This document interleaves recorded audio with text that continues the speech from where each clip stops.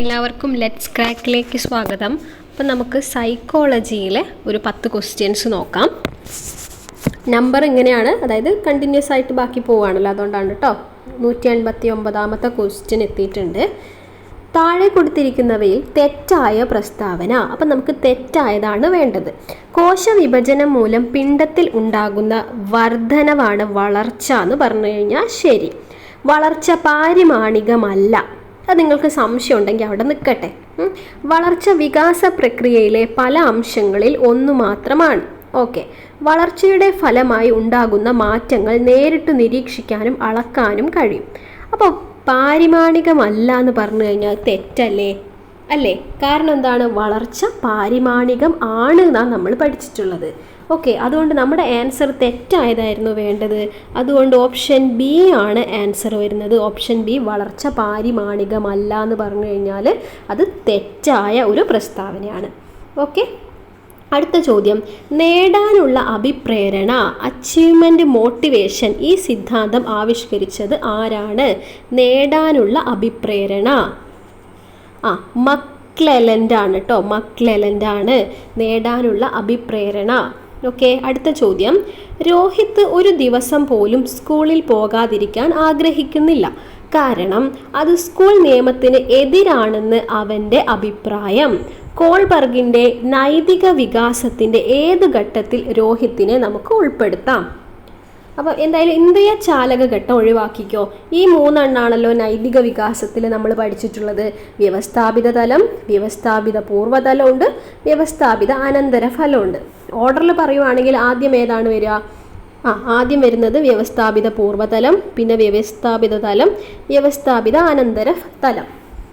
ഇതിലേതിലായിരിക്കും കുട്ടി സ്വയം ഇങ്ങനെ മനസ്സിലാക്കുന്നത് സ്കൂൾ നിയമത്തിനെതിരാണെന്ന് അവൻ്റെ അഭിപ്രായം ഇവിടെ പറഞ്ഞിട്ടുണ്ട്? അപ്പോൾ അതേതിലായിരിക്കും? വ്യവസ്ഥാപിത പൂർവ്വതലത്തിലില്ല.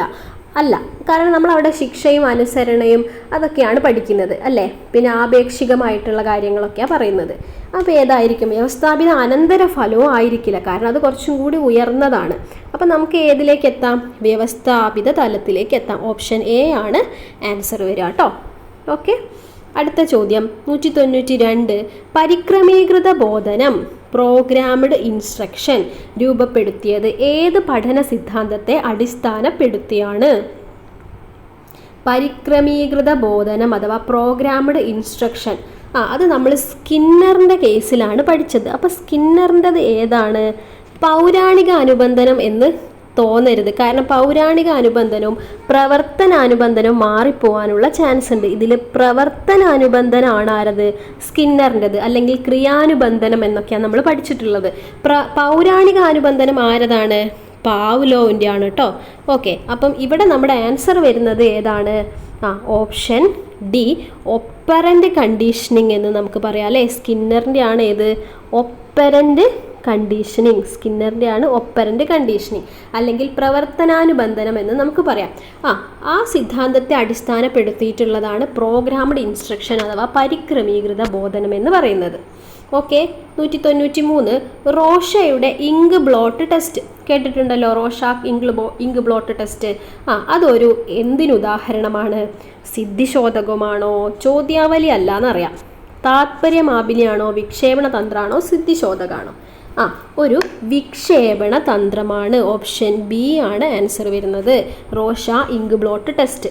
അതിൽ തന്നെയാണ് നമ്മൾ ടാറ്റ് പഠിച്ചു, കാറ്റ് പഠിച്ചു, WAT വാറ്റ് പഠിച്ചു. ഇതെല്ലാം ആരൊക്കെയാണ്? ടാറ്റ് ആരതാണ്? മുറെ ആൻഡ് മോർഗനിൽ പഠിച്ചതാണ്. കാറ്റ് ബല്ലാക്കിൽ പഠിച്ചാണ്. വാറ്റ് ആരാ പഠിച്ച? കാൾ യുങ്. ആളുകളുടെ പേരൊന്ന് പറഞ്ഞതാട്ടോ. അപ്പോൾ ഇവിടെ ആൻസർ വരുന്നത് ഓപ്ഷൻ ബി, വിക്ഷേപണ തന്ത്രം. ഓക്കെ, അടുത്ത ചോദ്യം.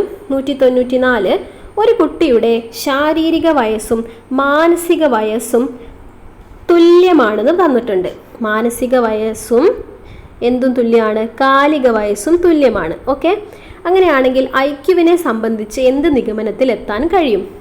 അപ്പം IQ ബുദ്ധിമാനം കാണാനുള്ള ഇക്വേഷൻ നമുക്കറിയാം. എന്താണ്? മാനസിക വയസ്സ് ഡിവൈഡഡ് ബൈ കാലിക വയസ്സ് ഇൻറ്റു 100 ആണ് നമ്മൾ എന്ത് കണ്ടുപിടിക്കുന്നത്? IQ കണ്ടുപിടിക്കുന്നത്. ഈ ബുദ്ധിമാനം കണ്ടുപിടിക്കുന്ന ആശയം കൊണ്ടുവന്നത് ആരാണ്? വില്യം സ്റ്റേൺ ആണ്. പക്ഷേ ബുദ്ധിമാപനത്തിൻ്റെ പിതാവ് അല്ലെങ്കിൽ ബുദ്ധിയുടെ അതായത് ബുദ്ധി പരീക്ഷയുടെ പിതാവ് എന്നൊക്കെ ചോദിച്ചാൽ ആരാണ്? ആൽഫ്രഡ് ബിനെയാണ്. അതേപോലെ തന്നെ മാനസിക വയസ്സ് എന്ന ആശയത്തിന് രൂപം നൽകിയതും ആര് തന്നെയാണ്? ആൽഫ്രഡ് ബിനെയാണ്. മാറിപ്പോവരുതേ. പക്ഷേ ബുദ്ധിമാനം എന്ന് പറഞ്ഞിട്ടുണ്ടെങ്കിൽ ആ പദം ആദ്യമായി പ്രയോഗിച്ചത് വില്യം സ്റ്റേൺ ആണ്. ഓക്കെ, ഇവിടെ നമ്മുടെ ചോദ്യം എന്താണ്? ഈ എം എയും സി എയും എന്താണ്? തുല്യമാണ്. അപ്പോൾ എന്ത് വരും? 100 എന്ന ആൻസർ വരും അല്ലേ? അപ്പോൾ ലാസ്റ്റ് IQ 100 ആയിരിക്കുമെന്ന് നമുക്ക് മനസ്സിലായി. ഓക്കെ, ഓപ്ഷൻ സി ആണ് ആൻസർ വരിക. അടുത്ത ചോദ്യം, ഒരു പഠിതാവ് നിലവിൽ ആർജിച്ചിരിക്കുന്ന അറിവിൻ്റെ ശേഷി തലത്തെ കുറിക്കാൻ വൈഗോട്സ്കി ഉപയോഗിച്ച പദം ഏതാണ്?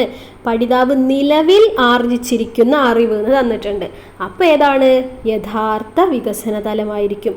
സമീപസ്ഥമല്ല, അത് നമുക്ക് കൈത്താങ്ങ് കിട്ടിയിട്ട് പോകുന്നതല്ലേ. അപ്പം ഏതാണ്? ഓപ്ഷൻ എ ആണ് ആൻസർ വരെ, യഥാർത്ഥ വികസന തലം. ഓക്കെ, 196, ഒരു നല്ല ചോദകം എല്ലാ സന്ദർഭങ്ങളിലും പ്രയോഗിക്കത്തക്ക രീതിയിൽ സമയം, സ്ഥലം, സാമ്പത്തികം എന്നിവയിൽ മെച്ചപ്പെട്ടതായിരിക്കുന്നതാണ് ഏത്? അപ്പോൾ ഇവിടെ തന്നിട്ടുണ്ട് പ്രയോഗിക്കത്തക്ക രീതിയിൽ, എല്ലാ സന്ദർഭങ്ങളിലും പ്രയോഗിക്കത്തക്ക രീതിയിൽ എന്ന് തന്നതുകൊണ്ട് ആൻസർ ഏത് വരും? ഓപ്ഷൻ ബി, പ്രായോഗികം എന്ന് വരും. ഓക്കെ, 196 ഓപ്ഷൻ ബി, പ്രായോഗികം. അടുത്ത ചോദ്യം 197, ഒരു വിഷയത്തിൻ്റെ പഠനം മറ്റൊന്നിൻ്റെ പഠനത്തെ പ്രതികൂലമായി ബാധിക്കുന്നതാണ് ഏത്? ഒരു വിഷയത്തിൻ്റെ പഠനം മറ്റൊന്നിൻ്റെ പഠനത്തെ പ്രതികൂലമായി. അപ്പോൾ ഏതിലേക്ക് പോവാം നമുക്ക്? ന്യൂനസംക്രമണം. പ്രതികൂലമായി എന്നല്ലേ, അതുകൊണ്ട് ഓപ്ഷൻ ബി, ന്യൂനസംക്രമണമാണ് വരിക. ഓക്കെ, അവസാനത്തെ ചോദ്യം, കാര്യങ്ങൾ മനസ്സിലാക്കാതെ ഹൃദിസ്ഥമാക്കി പരീക്ഷാ കടലാസിൽ പകർന്നു വയ്ക്കുന്ന കുട്ടികൾ പ്രകടിപ്പിക്കുന്ന സ്മരണ, അതായത് ബൈഹാർട്ട് ചെയ്യുക അല്ലേ, പരീക്ഷ കടലാസിൽ അതേപോലെ പകർന്നു വെക്കുന്ന കുട്ടികൾ പ്രകടിപ്പിക്കുന്ന സ്മരണയാണ് ഏത്? ഓപ്ഷൻ ബി, യാന്ത്രിക സ്മരണ. യാന്ത്രിക സ്മരണ. ഓക്കെ, അപ്പോൾ 10 ചോദ്യങ്ങൾ കഴിഞ്ഞു. നിങ്ങൾക്ക് യൂസ്ഫുൾ ആയിട്ടുണ്ടാവുമെന്ന് വിചാരിക്കുന്നു. അപ്പോൾ എല്ലാവരും നന്നായിട്ട് പഠിക്കൂ. ഒരുപാട് ക്വസ്റ്റ്യൻസ് ഒക്കെ ഒന്ന് നോക്കി പ്രാക്ടീസ് ചെയ്യാം കേട്ടോ. All the best. Thank you.